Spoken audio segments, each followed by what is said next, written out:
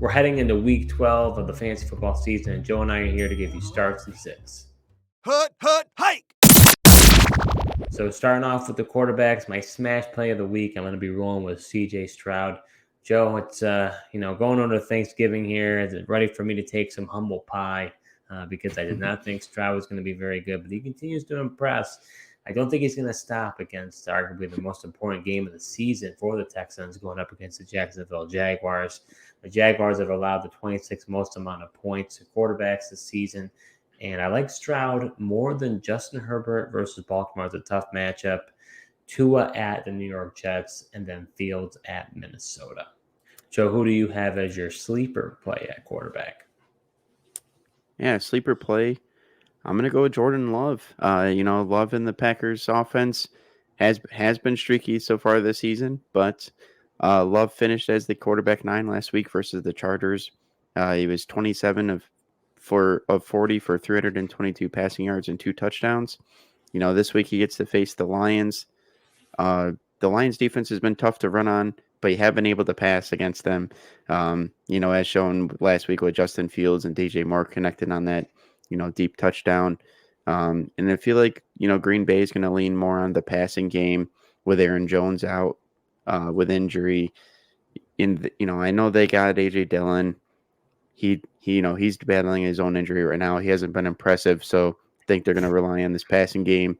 And I'd be willing to start Love over guys like Sam Howell against the Cowboys, Tua going up against the Jets, and Herbert in a tough matchup against the Ravens. Speaking of Herbert against the Ravens, he's my stinker for the week.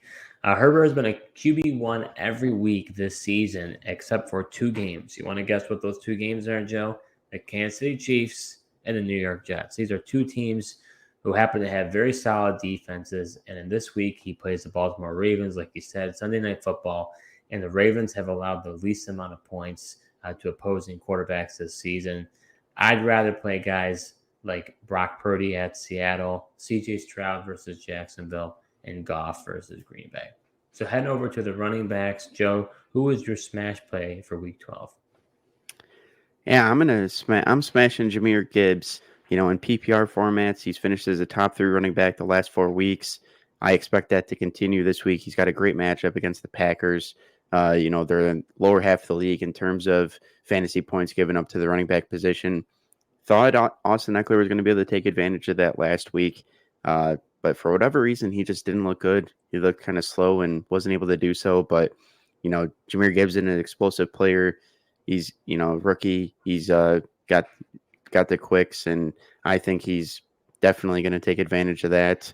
And even with David Montgomery last week, he still had a decent amount of touches as far as his carries, and then also stayed involved in the passing game as well.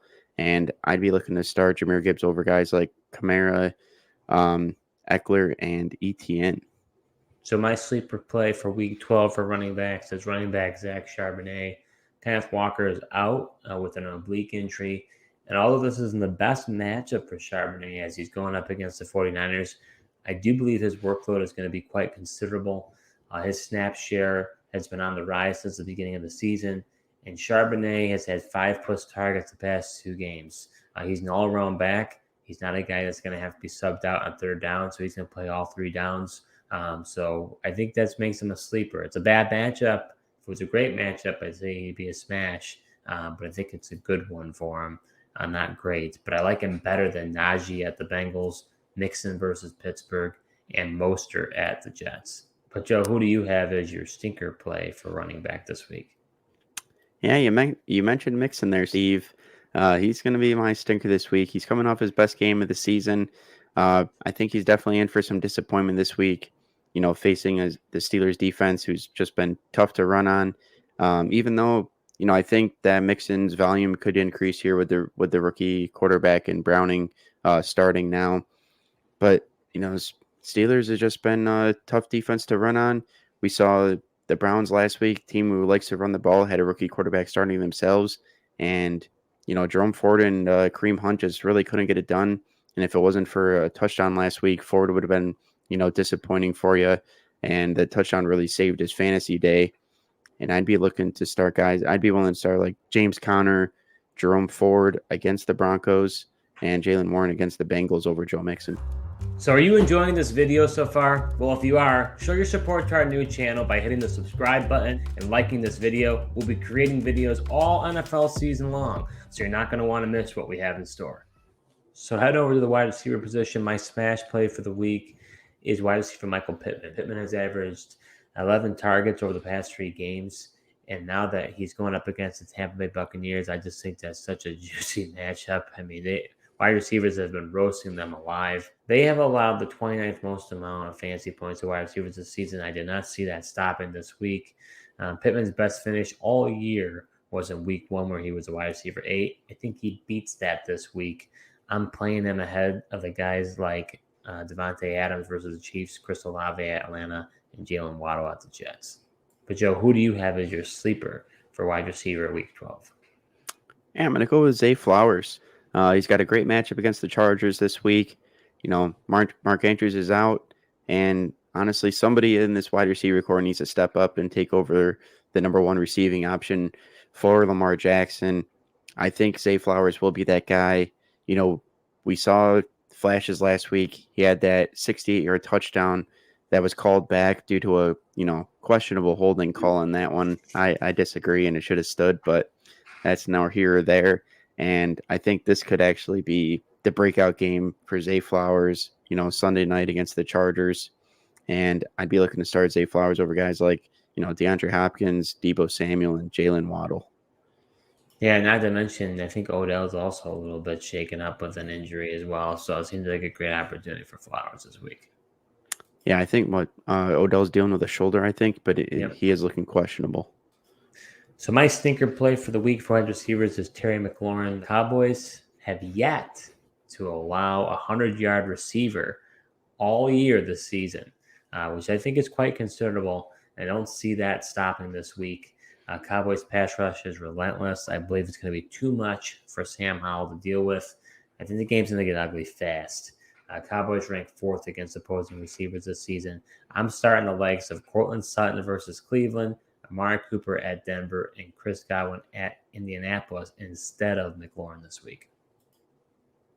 Yeah, that's pretty impressive for the Cowboys defense there, even without, Diggs and that, with him being out for the season, that they've been able to still not allow a 100-yard receiving.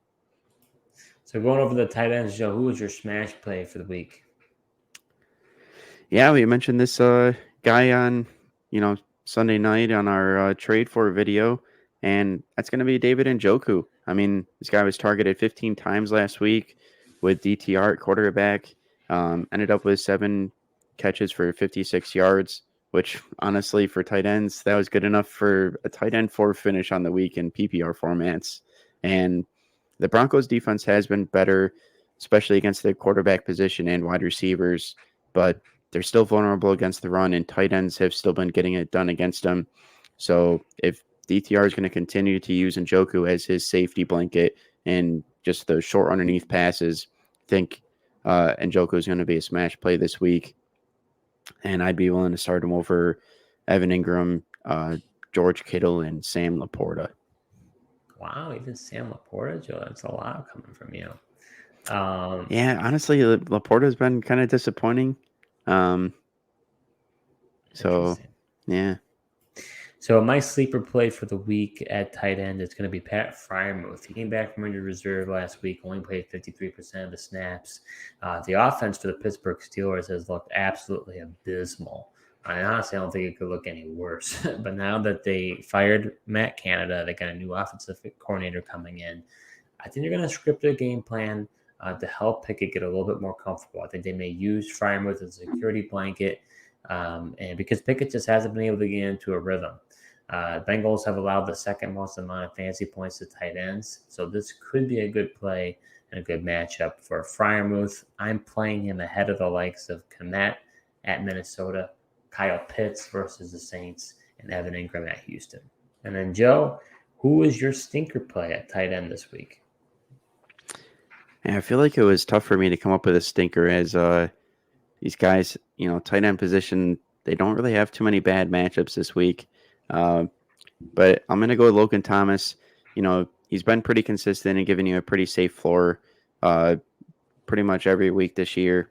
But I think you'll want to look elsewhere this week. You know, you mentioned it earlier, Steve, going up against this Cowboys defense.